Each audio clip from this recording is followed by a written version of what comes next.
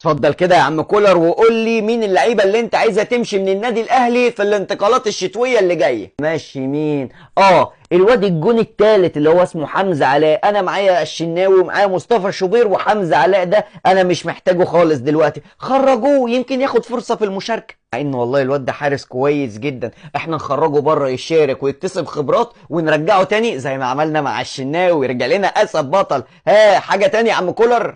ثانيه واحده، رايح فين؟ تاخد لي الواد اللي انت مسميه ان هو مهاجم اللي اسمه صلاح محسن ده، عشان مش عايز اشوفه تاني في الفرقه بقى، تبيعوه تطلعوه اعاره، المهم ان انا مش محتاجه معايا. انت ما تعرفش احنا جايبينه بكام اصلك؟ احنا اشتريناه من انبي ب 40 مليون جنيه، ايام ما كان الجنيه جنيه، راحت فلوسك يا سلام. كله كوم، والواد كريستو ده كوم تاني. كريستو ده مش عايز مدرب، كريستو ده عايز طبيب نفسي عشان يخرجه من الحاله اللي هو فيها ويضحك. يا راجل حرام عليك، انت جاي على الغلبان ده. انا لحد دلوقتي ما اعرفش الواد ده صوته عامل ازاي.